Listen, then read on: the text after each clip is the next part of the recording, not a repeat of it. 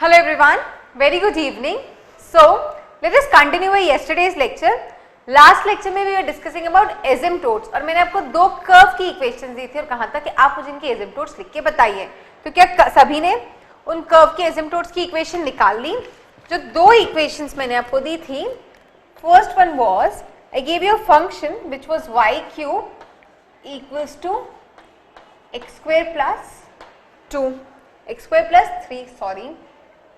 And the second equation which I gave you was y square into x square minus a square equals to x square into x square minus 4a square.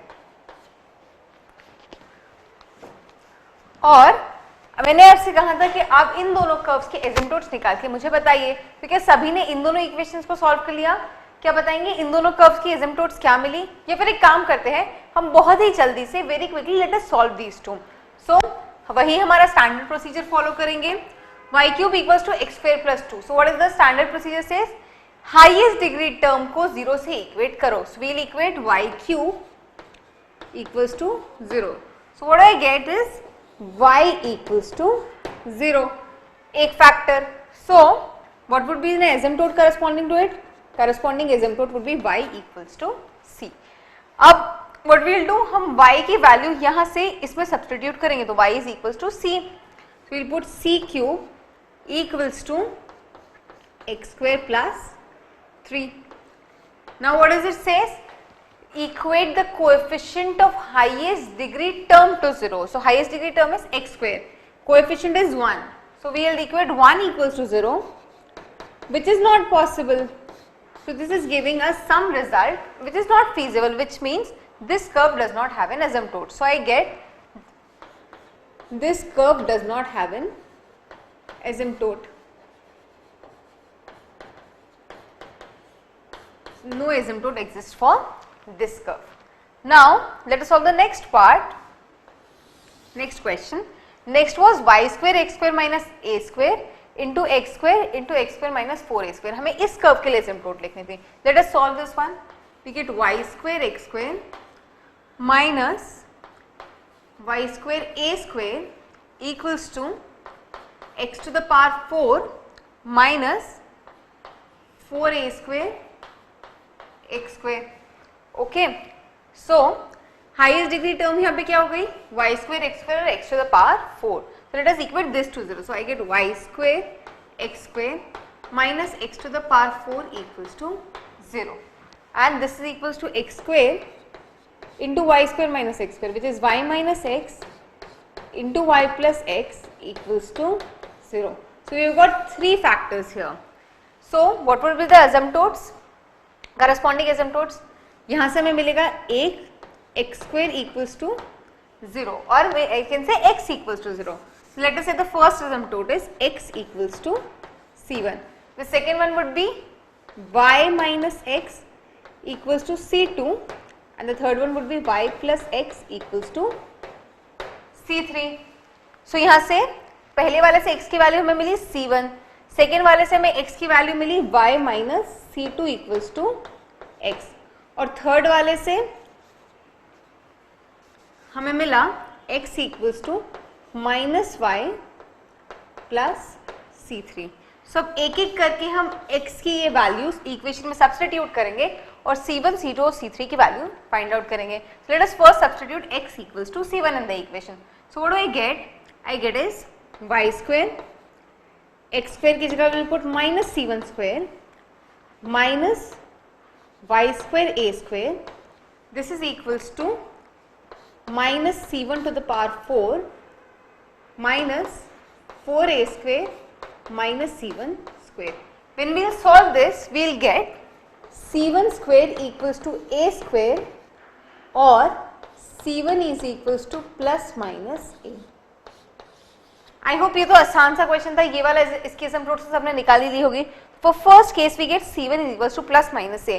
So what is the first asymptote? It is x equals to plus minus a. So x equals to a and x equals to minus a are our two asymptotes. And one more thing, the highest degree in this curve is 4, मतलब इस curve की कितनी एसिम्पटोड्स हो सकती है? It max 4. So this curve can have it maximum 4 asymptotes. So we have already got 2 asymptotes. Now let us put solve by finding x equals to y minus c2. तो अब x को y minus c2 इस equation में substitute कीजिए और मुझे बताइए what would be the value of c2 that we are going to get. c2 को सब्स्टिट्यूट कीजिए और फिर लोवेस्ट हाईएस्ट डिग्री टर्म का जो कोएफिशिएंट है उसे 0 इक्वेट कर दीजिएगा.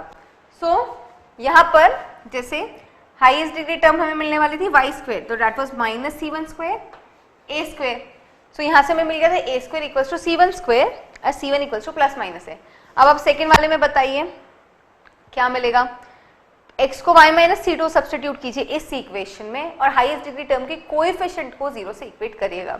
व्हेन वी विल सॉल्व तो हमें मिलेगा c2 is equals to 0. And similarly when we will put y equals to x equals to minus y plus c3 और सॉल्व करेंगे फिर तब भी हमें मिलेगा c3 इक्वल्स टू 0. तो हम क्या करेंगे, x equals to minus 5 plus c3 इस इक्वेशन में पुट करेंगे और हाईएस्ट डिग्री टर्म के कोएफिशिएंट को 0 से इक्वेट करेंगे. तो we will get c2 0 and c3 0.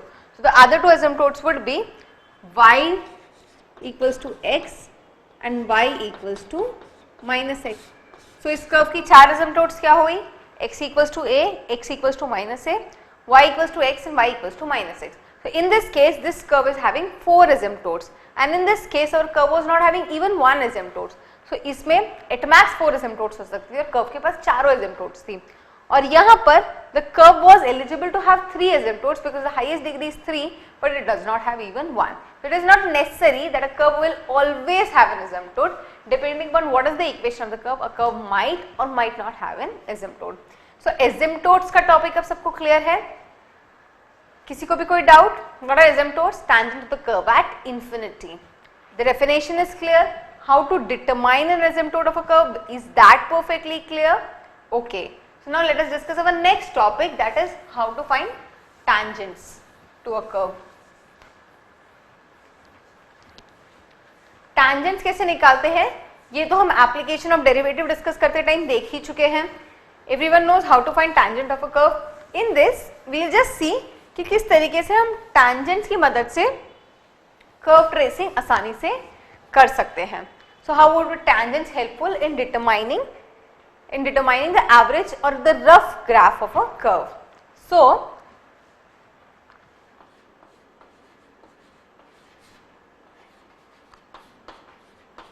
the most important is कि हम वो पॉइंट्स निकाल ले जहां पे हमारी tangents या तो x axis के पैरेलल है या y axis के parallel, because this will help us in determining the nature of the curve. For example, let us say we have a function f of x. Okay. यहां पर अगर मुझे x equals to x naught पे tangent निकालनी है तो मैं उसकी इक्वेशन कैसे लिखती थी, मैं लिखती थी let us say x equals to x naught and corresponding y की वैल्यू क्या हो जाएगी f of x naught. तो हम इक्वेशन लिखते थे y minus f of x naught is equals to x minus x naught is equals to f prime x at x equals to x naught. What is f prime x at x equals to x naught? ये इस tangent का slope हुआ करता था. So this is the standard way through which we identify the slope of the equation of a tangent at any curve, or slope of a tangent is f prime x at x equals to x naught. Now what would be helpful for us in curve tracing is कि हम वो points निकाल लें जहां पर हमारी tangent या तो x axis के parallel है या फिर y axis के parallel है. So for tangent to be parallel to x axis, tangent का slope क्या होना चाहिए 0, which means f prime x और dy by dx should be equals to 0.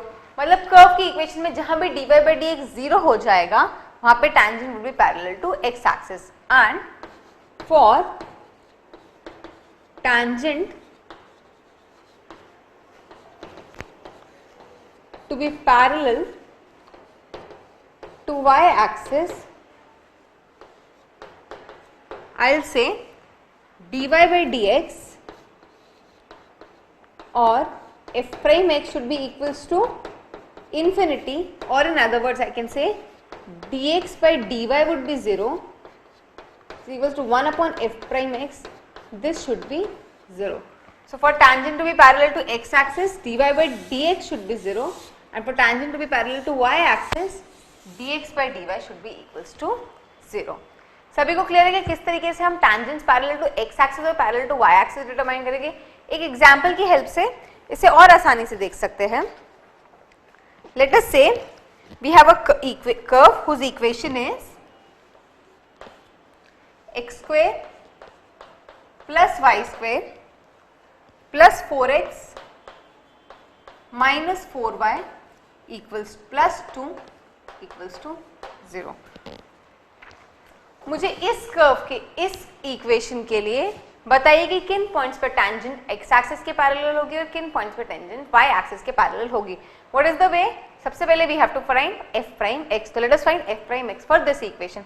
I get 2x 2y dy by dx which is equals to f prime x plus 4 minus 4 dy by dx is equals to 0.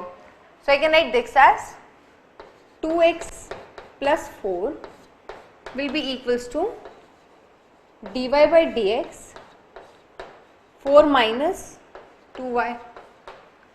Perfect. Or we can write x plus 4 x plus 2 upon 2 minus x is equals to dy by dx. Now for tangent to be parallel to x axis, dy by dx should be equals to 0. So अगर हम dy by dx को 0 से equate करेंगे तो we'll get x equals to minus 2. So at x equals to minus 2, my tangent is parallel to x axis. And for tangent to be parallel to y axis,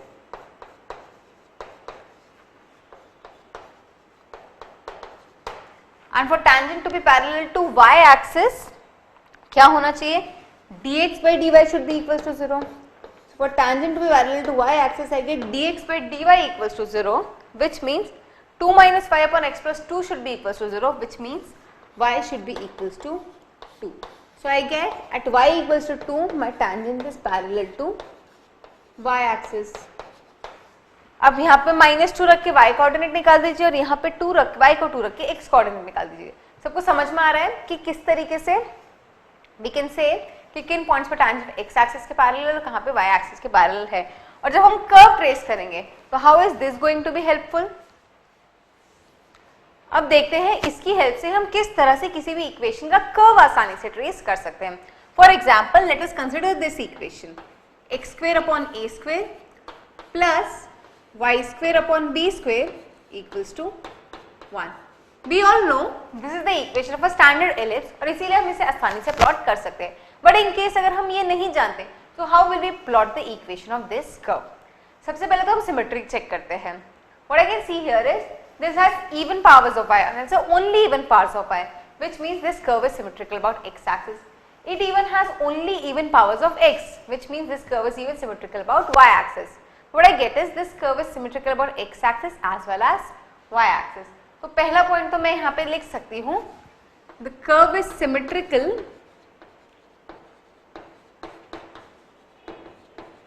about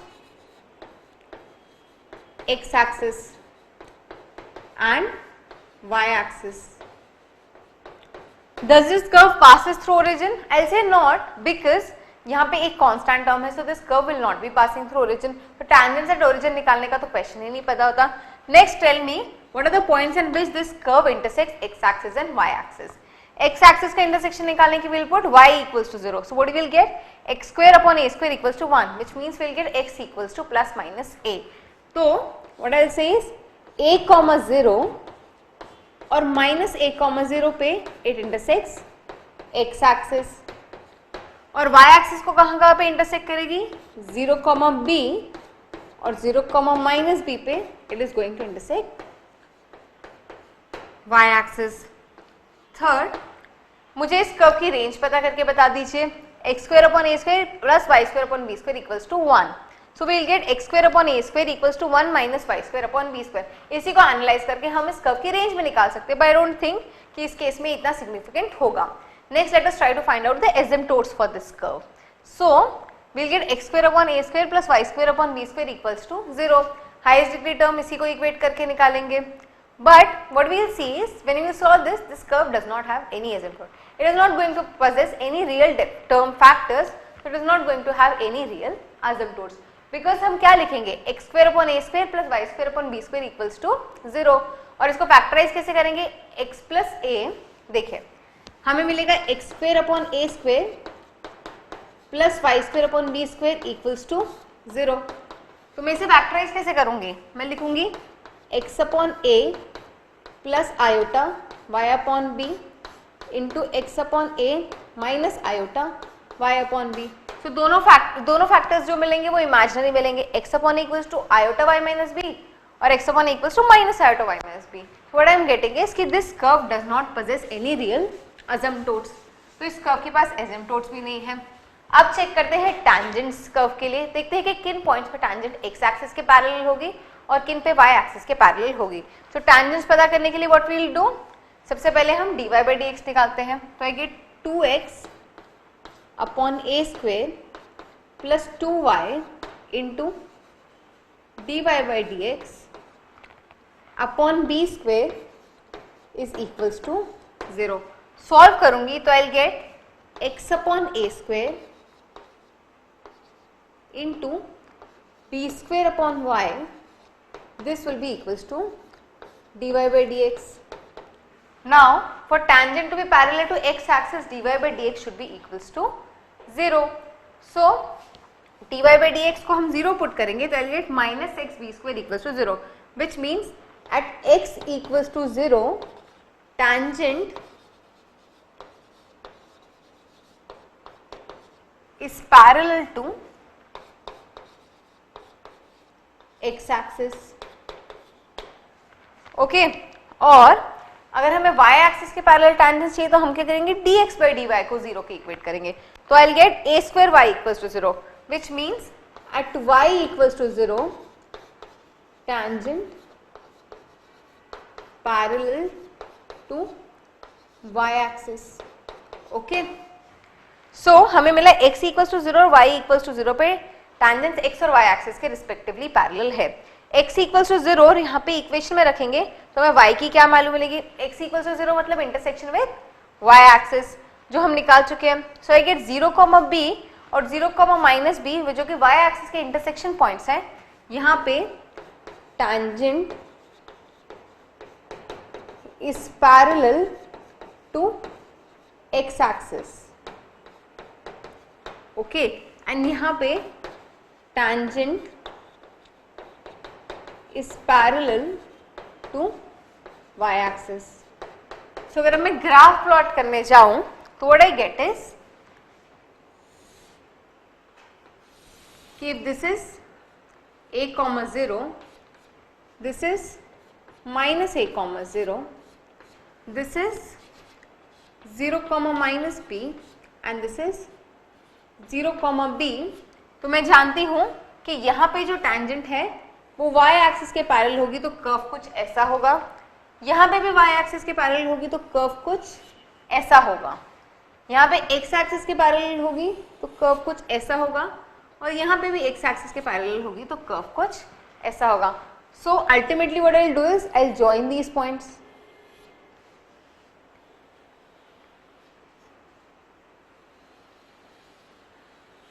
So this is the type of curve which we are going to get and this is how an ellipse is represented. तो अगर हम नहीं भी जानते कि ये ellipse की equation है तो हम इस तरह से एनालाइज करके यहाँ पे ellipse को प्लॉट कर सकते हैं. तो क्या सभी को समझ में आया कि किस तरह से tangents पता करके भी कभी कभी कर्व का नेचर आसानी से डिटरमाइन कर सकते हैं.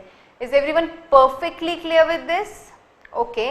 So now let us proceed with the next point, that is how can we find maxima and minima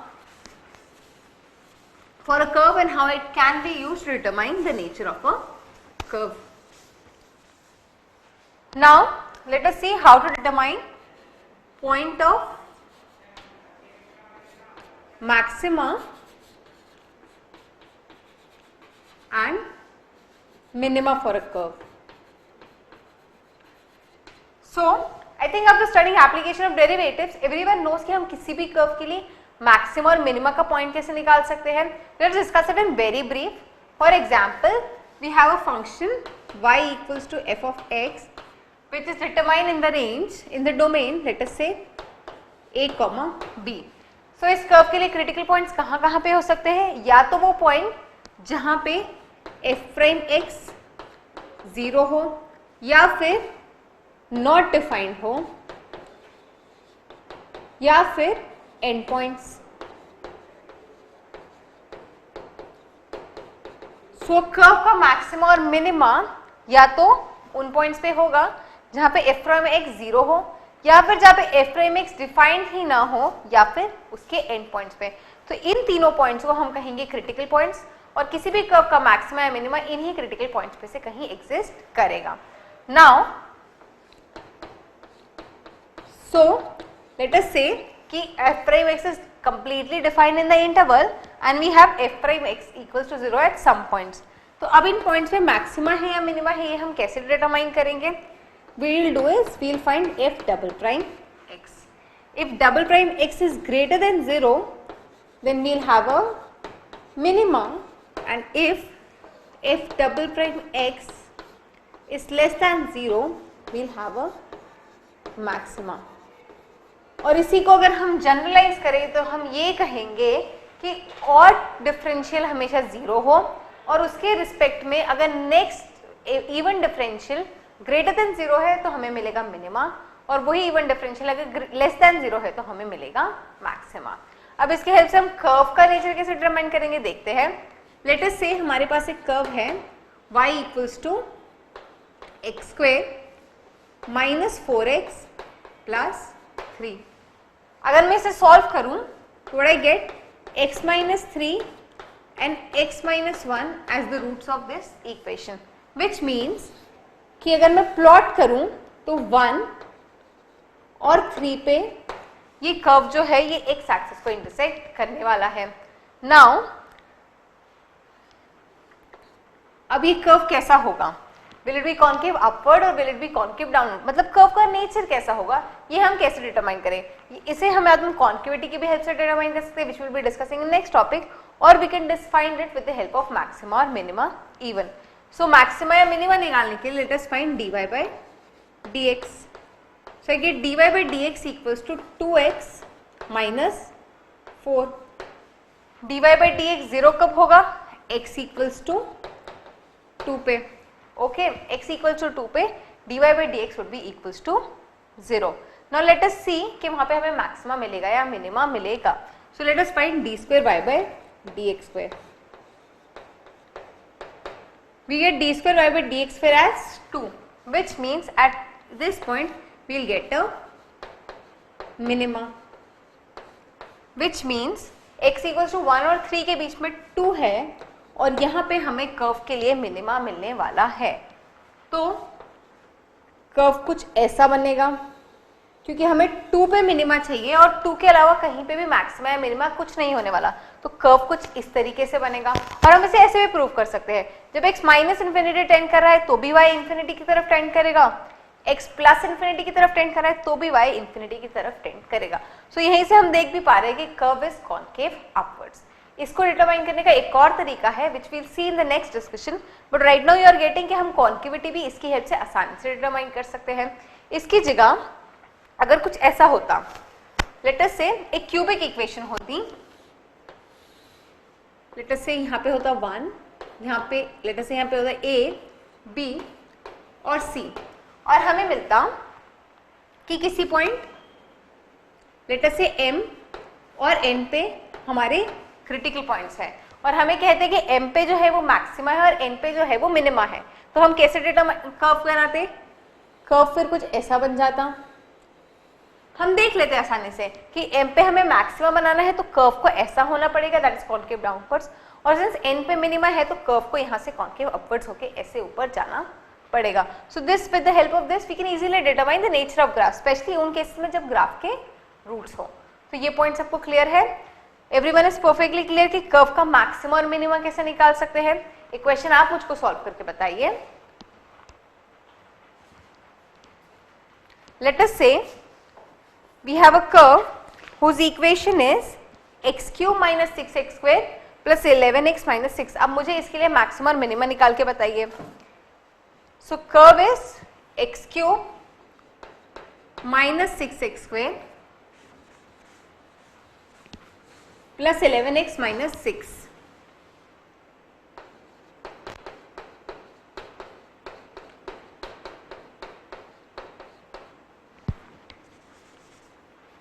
plus 11x minus 6. अब मुझे इसके लिए मैक्सिमम और मिनिमम निकाल के बताइए कि किन पॉइंट्स पे मैक्सिमम मिलेगा और किन पे मिनिमम मिलेगा.